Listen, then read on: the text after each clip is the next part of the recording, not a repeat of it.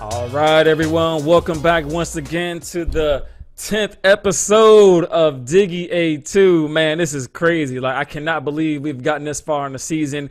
Shout out to all of our supporters, followers, commenting, showing love, text messages, Facebook messages, whatever the style or way that the message is delivered. I truly appreciate it, man. We're having so much fun talking about hip hop, man. And this is going to be a special episode because this is one where I got a really good special guest that I want to introduce everybody to the world to real quick.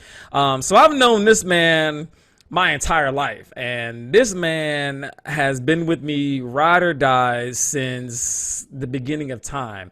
And this is my best friend, my dog, my road dog. So I want to introduce you all to the world. I have the distinct honor and privilege of introducing my brother, Matt Dalby, on to the Diggie A-2 show for this week, man. So, brother, what is good, my dude?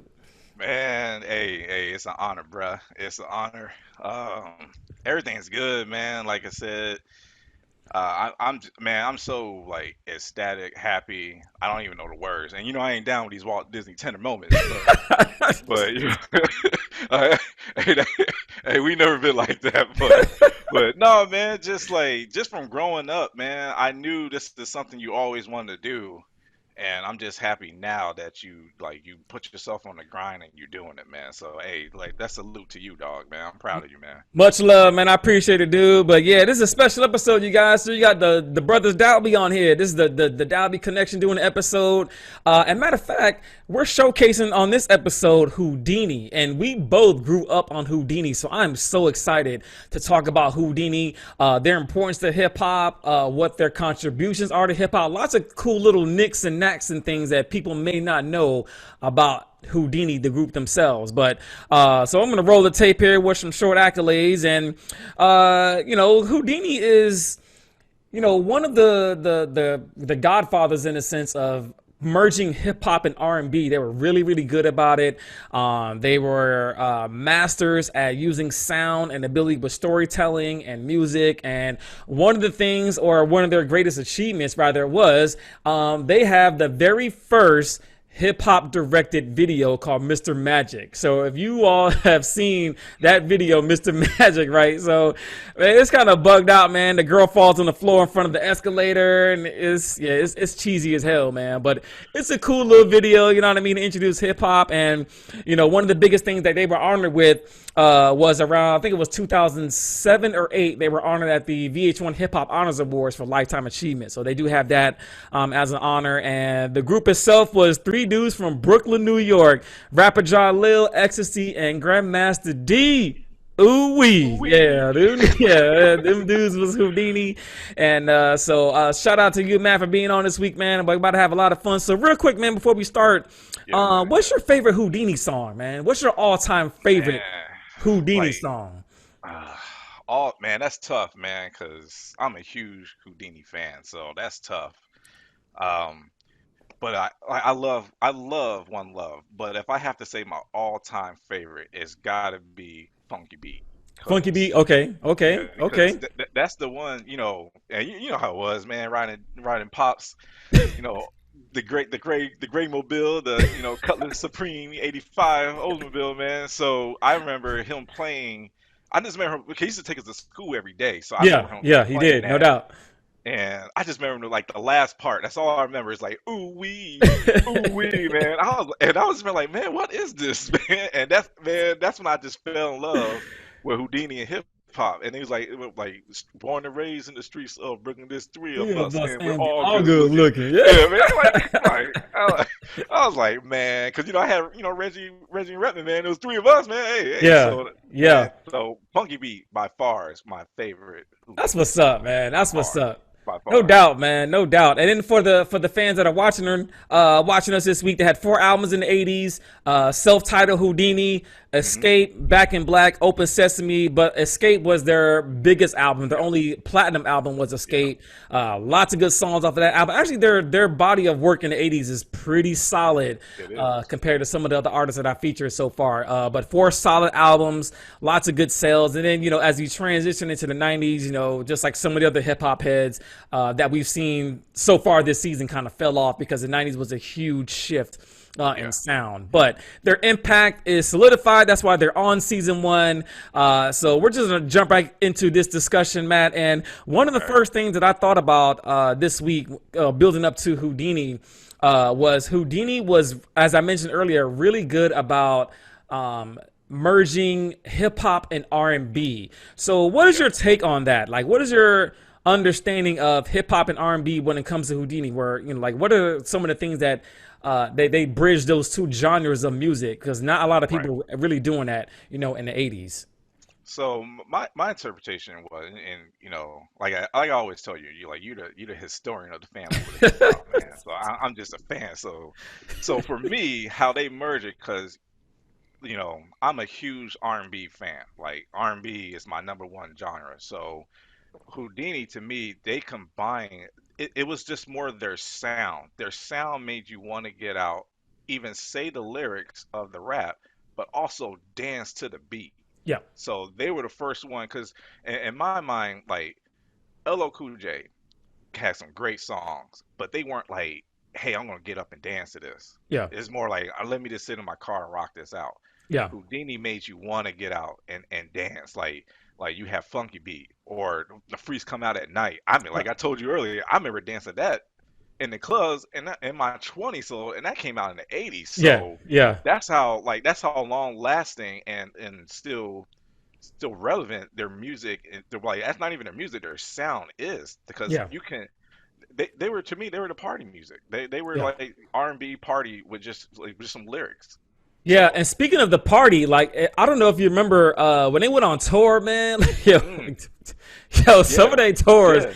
In yeah, Europe. yeah. So y'all go look that up, man. I can't get into some of the things that they talked about on tour, but yeah, I Oh mean, no, crazy, crazy no, stuff that they were no. doing on tour. But we're not gonna get into that. You know, shout out to Houdini. So we're not gonna talk about what they did on tour, but Yeah, they were wilding out pretty much, you know, on tour, man. They're having a good time. But I think as they evolved over time, they started to make their sound a little more cleaner. They made a lot of their albums overseas, so they were away yeah. from distractions and things like that. From some of the things that I was looking up, Wasn't but they signed by that London-based Jive Jive, they're talking record? about Jive, Yeah, yeah, yeah, yeah, Jive yeah. Records. So they weren't, but Russell Simmons was their manager, so he Right, kind of right, like managed, right. you know, their career in the beginning. But one of the things that I liked about their music was, you know, they were creative, and you know, you have Ecstasy, you know, the dude with the hat and the The hat, yeah, yeah, and the yeah. leather. The motherfucker, And dude had no shirt no on. I'm shirt, like, come yeah, on, bro, no can you put a shirt, shirt on? no shirt or bird chest, man. Just let the birds fly out, man. Come on, man. Like, come on, bro, can you put a shirt on? Like, come on, man, there's dudes out here, man. Like, what are you doing there, man? But yo, but they had that style, man, and Grandmaster G, you know, cutting and scratching and mixing and making the beats. I mean, I love their music. The music is solidified. They have their spot in hip hop history, in my opinion. So they're not gonna get bumped off. But you know, one of the things I want to talk to you about was, you know, in the early ages of hip hop when they started making music videos, right? So I Yeah, went back, and if you remember that song is all in the part of yeah. road. Yeah. That was a yeah, yeah, yeah. Yeah, yeah, yeah. So it's all about the messaging in that song, kind of underwritten was, you know, about making right decisions for teenagers, don't do Hmm. drugs. They Hmm. had some really uplifting things to talk about. So it wasn't just all about, you know, as you mentioned, partying, but they had some other Oh, they different had a messages. message.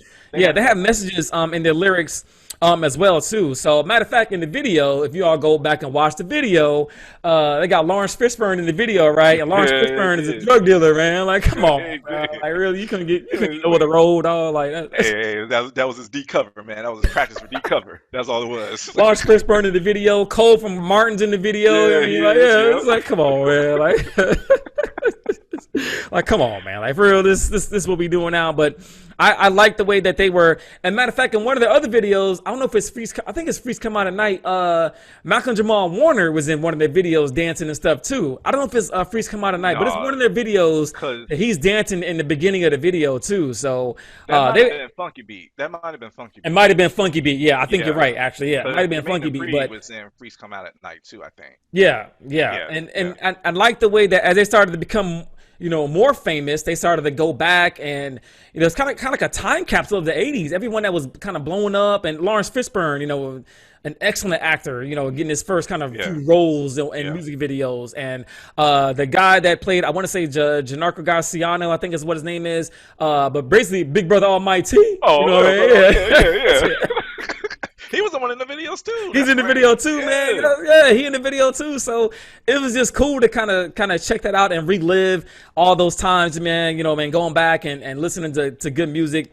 Whodini is always been about So good music, always been about the music, the musicianship, the lyrics, and they were always talking about kind of like the social issues, but transforming into the 80s. The last album they had was Open Sesame, which came out yeah, around 87. And then I want to get your opinion about this, Matt, because when they transitioned into from the 90s, I mean into the 90s, right? So they kind of lost a little bit of momentum. So with the shift in the sound, I know we're kind of getting ahead and is going into season 2, yeah, yeah, yeah. but what do you think your opinion is when they shifted? So when hip hop shifts, hip hop can shift in 2 years. We talk about that a lot. Yeah. But they weren't as famous in '87 as a lot of the other major acts that came out in the golden era. So where do you think that they were? What do you think they were ahead of their time? Because New Jack Swing, they are considered, like I mentioned, the Mhm. godfathers of New Jack Mhm. Swing. People Mhm. weren't really ready for New Jack Swing, with their combination of R&B and hip hop. But so do you think they kind of lost their way, or just the marketing, or the sound, or where do they lose their I, I way? I think it's a combination of both. Because in the early '80s, to me, Houdini was like the hidden gem in hip Yeah, hop. Like most they don't get enough credit as and I could be biased 'cause I'm a huge fan, but they don't get enough credit as they deserve. Now, when you start pushing it more into the later '80s, of course, as like all the hip hop artists in the '80s, probably was besides LL Cool J, everybody tried to stick to the formula that right, helped them in the early success. right, But the music was changing, the times were changing. Um, in the late '80s, they were still prevalent in the '70s and '80s, in the early right, '80s, but you start getting a little bit more media coverage about gangs, and right, so that kind of changed the perspective of everybody's lyrics, right. and you start getting a little bit more into that early stages of that gangster rap. And come on, Houdini was no gangster Yeah, rapper, so yeah, yeah. like so that and then that uplifting message that they had in their songs too, like because like we talked about earlier, they had that One Love is a great hip hop part of one of the greatest hip hop love songs ever, but True. nobody talking about that when you see in the media you talking about cats out here passing away and stuff. So Right, right. I think it was a combination of just the time changing and them not adjusting to the time. And Yeah, and plus, like let's be real, hip hop fans and hip hop historians, we can be harsh. So yeah, if and what I mean by we can be harsh is you see Houdini, man. Like you just said, man, dude had his chest all out. You ain't gonna take these cats hard, man. The music changing, like man, I ain't yeah. gonna listen to Houdini. I'm gonna listen to NWA. Like I'm gonna listen to Houdini for. Like Right, so right. I think it was a combination of both that just hit them at the wrong time, and they could never picked up into that really New Jack Swing music. Even though the Yeah, New Jack Swing hip hop music really didn't happen in the '90s that well either. right, It was right, more because New Jack Swing music really it's like they transitioned the New Jack Swing hip hop music into New Jack Swing R&B music right, because it was right, like BBD and New Edition coming right. into that music. So I think it was just a matter of time, really. It just Yeah, happens. yeah, and I agree. And when we're talking about New Jack Swing, it was like a movement. Like I Hmm. mean, like we're, Hmm. we're getting set, hopefully down the road. But Yeah, yeah, since we consider them the godfathers of New Jack Swing, combining R&B and hip hop, like you mentioned, One Love is probably one of, if not the greatest hip hop love yeah. It's songs. it's the Because greatest. without One Love, you don't have LL's I Need Love. Like there's it was they made it cool to talk about real things, real issues in relationships that what I mean, Right. that they were going through, and they wanted to express that. You know what I mean? I thought it was very well articulated. It resonates even in 2020. You can still play that song, and you can still like, damn man, like I want to thank you, girl, for teaching me love. But all Yeah, in all all, in I all, had a I had a ball. You know what I mean? ball. Like I mean, it's You know what I'm you know what I mean. So it's saying? like Man. it's just like those things, that those lessons that they taught. I think is the reason why like we're still talking about them in 2020, and they're still relevant. And I'm a And huge fan. You know what I mean? So even the lyrics were great, but that beat, man, you yeah, can't. That's like and that's what I mean. Like they had such a early influence in that New Jack Swing sound, Yeah, and reason, and sorry, and go back to the other point with the time change because they were hip hop artists doing rapping on New Jack Swing, right, and when we made the time change, we had R&B artists rapping on. So right. they made that they made it cool for an R&B artist to rap. Cause come on, man, like Bobby Brown or Ralph used to rap on there. Like they ain't no damn rappers, man. But it was cool because of the sound, and it sounded Right. like so they made it cool that way. So but One Love, man, it's like the beat was tight, the lyrics were like those are good. If people need to go back and listen to like really read the lyrics to No One Love, doubt. and No doubt. it's because like the first one, the word love and light are both of letters, but are two different meaning Means all altogether. It's together. Yeah. hey, I've been Yeah. there. No, that's deep. And when he sets the stage, you're like, oh, whoa, like this, that's whoa. Oh, you're like, whoa, like I mean, like Yeah, yeah, that's kind of like, yeah. that's a really deep meaning, and That's to going go from to, high and school the to video was good adult. Yeah. too. The video was shot very smart too. Like, Oh I mean, like, yeah, yeah. yeah, the video was shot very smart. It goes along with the story. So I think that they were just they had their place, and the music they made resonates. And for like I mentioned, one of my favorites is 5 Minutes of Funk, because I like Oh Five yeah, Minutes of Funk yeah, because yeah. a lot of folks kind of took, and I wouldn't say took it or bit it, but they sampled a They little bit sampled. of what, yeah, they sampled, right? Yeah, So yeah. me and matter of fact, shout out to Dad if you're listening or watching, we love you, Dad, because Pop, you pop. introduced us to this, man. One love, Dad.